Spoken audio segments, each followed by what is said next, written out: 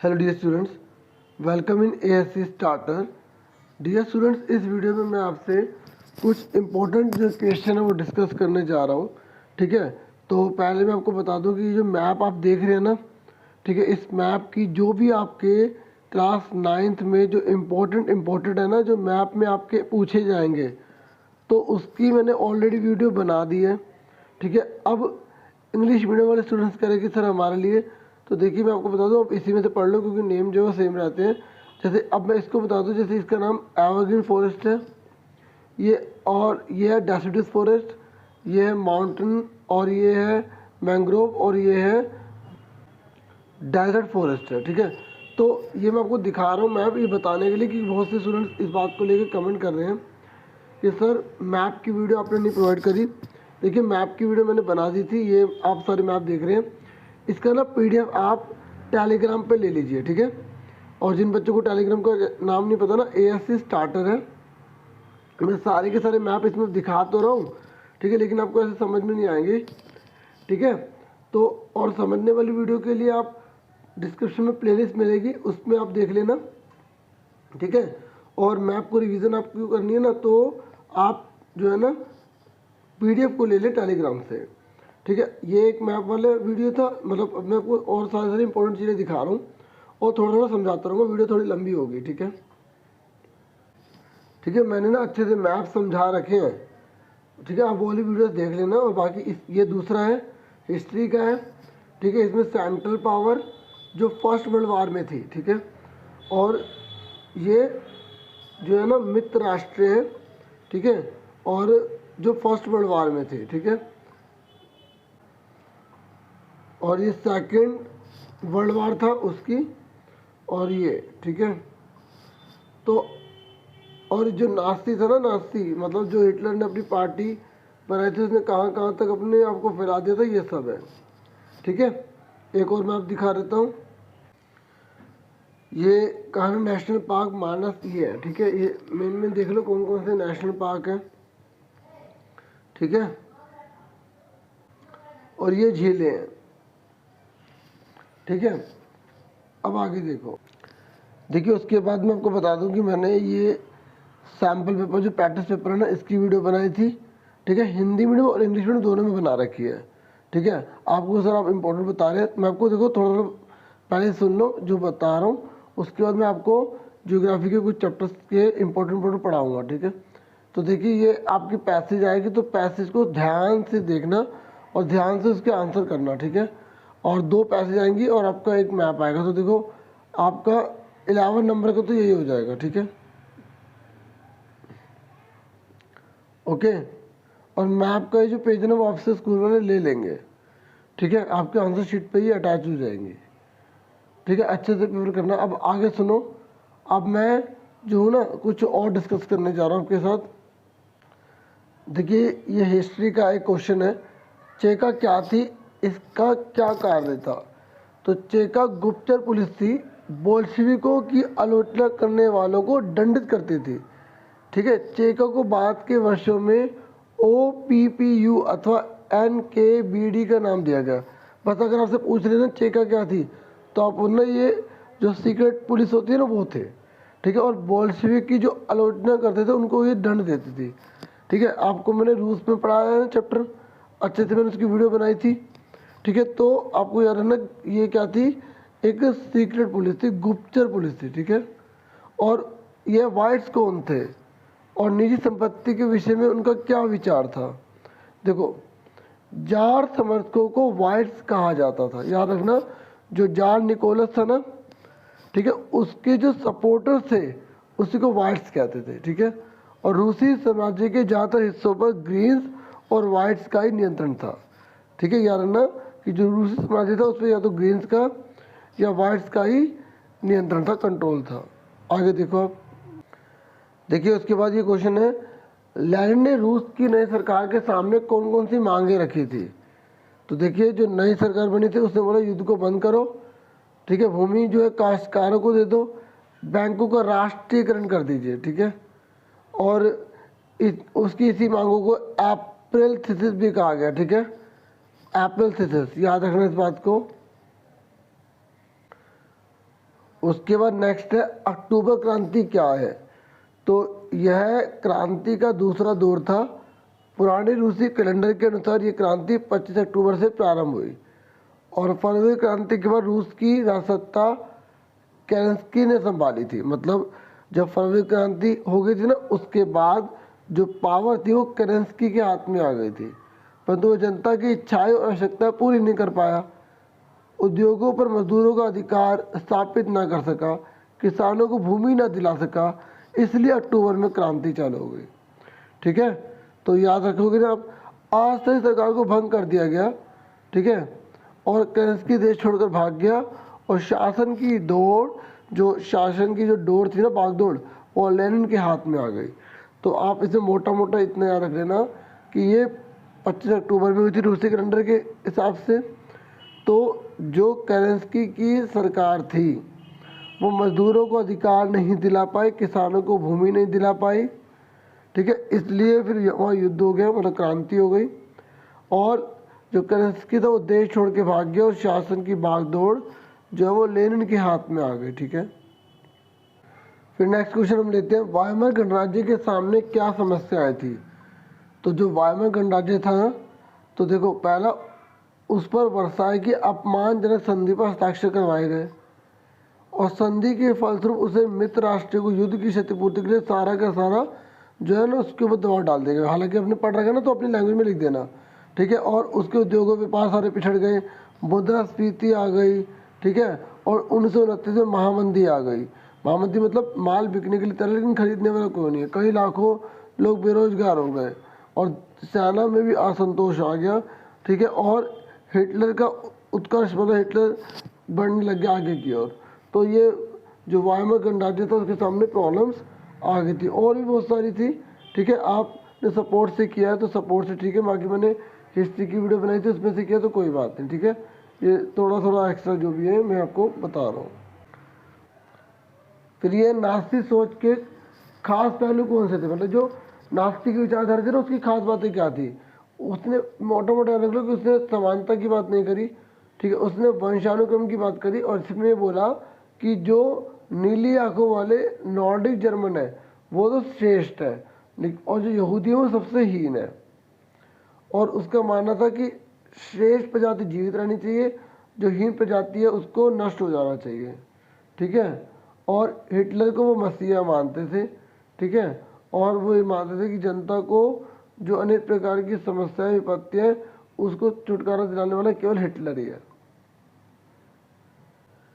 देखिए क्वेश्चन ये है कि नाजियों ने जनता पर पूरा नियंत्रण हासिल करने के लिए कौन कौन से तरीके अपनाए। जैसे युवाओं का विचार परिवर्तन किया। ठीक है, आपको ये पता होना चाहिए कि जब उसने क्या करा, 10 साल का जो बच्चा होगा उसको जो ना एक ग्रुप था उसमें शामिल होना पड़ेगा और उसके बाद 18 साल के होने पर से जो वो लेबर का काम भी करना पड़ेगा। ठीक है, तो ये सब उसने करा। जैसे खेल गतिविधियों में उसने उन सभी खेल गतिविधियों को प्रोत्साहित किया जो बच्चों में हिंसा तथा आक्रामकता पैदा करेगी, मतलब लड़ाई वगैरह। और लड़कियों के प्रति उसका ये था कि वो केवल अच्छी माँ बने और शुद्ध रक्त वाला बच्चा पैदा करे। ठीक है, और महिलाओं के बीच भेदभाव था, महिलाओं के बीच उनके बच्चों के साथ भेदभाव किया जाता था। अगर वो शुद्ध आर्यन बच्चा पैदा करके नीली आंखों वाला तो उसे इनाम मिलता था, लेकिन अगर वो ऐसा बच्चा पैदा करती जो अनुपयुक्त होता था तो उसको दंडित किया जाता था। ठीक है, तो ये और स्कूली बच्चों का विचार परिवर्तन, नाज़ी सरकार ने अपने विचारधारा पर आधारित नए पाठ्यक्रम के अनुरूप पुस्तकें तैयार करवाई और इसमें ऐसे चित्र बनाए जो सबके द्वारा उन्हें नम्रता और कृतज्ञता का पाठ पढ़ाया गया। और उससे कहा जाता था कि वे यहूदियों से घृणा करें, नफरत करें, मतलब यहूदियों से नफरत सिखाई गई है। देखिए अब हम कुछ और इम्पोर्टेंट सुनते हैं। गैस चैम्बरों को क्या कहा जाता था, वे कैसे दिखते थे। देखिए गैस चैम्बरों को संक्रमण मुक्ति क्षेत्र कहा जाता था, मतलब जो संक्रमण फैला रहे हैं ना उनको मुक्ति मिल जाएगी। ठीक है, और ये गैस चैम्बर स्नान घर जैसे दिखाई देते थे, मतलब नहाने की जगह, और उसमें नकली फुहारे भी लगे होते थे, देख लो। और नेक्स्ट है द एटर्नल ज्यू क्या थी। द एटर्नल ज्यू अक्षय यहूदी एक कुख्यात फिल्म थी, याद रखना ये फिल्म थी। इस तरह की प्रचार फिल्मों में यहूदियों के प्रति नफरत फैलाने पर जोर दिया जाता था। साथ ही परंपरा प्रिय यहूदियों को खास तरह की छवियों में पेश किया जाता था। मतलब जो परंपरा प्रिय है ना, जो पुरानी परंपरा को फॉलो कर रहे हैं, उनको विशेष प्रकार की छवियों में दिखाया जाता था। तो आप इसमें मेन इतना याद रखना, अगर आ जाए तो द एटर्नल ज्यू जो है ना, वो फिल्म थी, कुख्यात फिल्म, जिसमें यहूदियों से नफरत करने के बारे में बताया जा रहा था। फिर इनेबलिंग एक्ट क्या था? तो इनेबलिंग एक्ट 3 मार्च 1933 को जर्मन संसद के द्वारा पारित किया गया था। ठीक है, ये याद है ना, जर्मन संसद ने पास किया था। और इस एक्ट में ना जर्मनी में तानाशाही स्थापित की गई, मतलब एक ही व्यक्ति का जो है वो राज रहेगा। ठीक है, अब ये आता है महाध्वंस या होलोकास्ट क्या है? पता है क्या है होलोकास्ट? यहूदी थे ना, यहूदी, उनको कत्लेआम किया गया था, इसलिए उसको होलोकास्ट कहा जाता है। ठीक है, लेकिन होलोकास्ट के बारे में जानकारी कहाँ से मिलेगी? अब संग्रहालय से, शायरी से, ठीक है, लेखों से, ये ऐसी नॉलेज के लिए। ठीक है, आगे देखो, मतलब जान सकते हैं इससे। देखिए, ये नार्डिक जर्मन आर्य कौन थे? आर्य बताए जाने वालों की एक शाखा थी। ये लोग उत्तरी यूरोपीय देशों में रहते थे और जर्मन या मिलते जुलते मूल के लोग थे। अगर आपसे पूछेगा ना नॉर्डिक जर्मन कौन थे, तो आप बोलना ये उत्तरी यूरोपीय देशों में रहते थे और जर्मन या मिलते जुलते मूल के लोग थे, जर्मन से ही। ठीक है, जर्मन से ही थे ये, मतलब। और यूथनेसिया क्या थी? देखो, दया मृत्यु बोलते हैं इसे। एक ऐसा कार्यक्रम था जिसके अंतर्गत असंख्य जर्मनों को मौत की घाट उतारा गया। ठीक है, वे ऐसे लोग थे जिन्हें मानसिक या शारीरिक रूप से अयोग्य समझा जाता था। मतलब जो दिमाग से, शरीर में कोई अंग उनका खराब था ना, तो उन्हीं लोगों को मार दिया, तो उसे बोला जाता है यूथनेसिया। एक घैटो सुन लो, घैटो। यहूदी लोग बाकी समाज से अलग बस्तियों में रहते थे। ठीक है, मतलब यहूदी लोग ना अलग जगह पे रहने लग गए, तो इन बस्तियों को घैटो यानी दड़बा कहा जाता था। याद है ना? देखो, आपको पता ही है कि बच्चों, देखो कितनी बड़ी मात्रा में हिटलर के द्वारा यहूदियों को मारा जा रहा था। सबसे बड़ा विनाश उन्होंने इसका किया ना, तो ये लोग जो है ना बस्तियों में अलग से, एक समाज में कट के अलग से बस्तियों में रहने लग गए, तो उसी को ही घैटो कहा गया। हिंदी में आप दड़बा भी सुन सकते हैं, दड़बा। ठीक है, यह है कि हिटलर का यहूदियों के प्रति घृणा का कारण क्या था? आखिर वो इतना यहूदियों से नफरत क्यों करता था?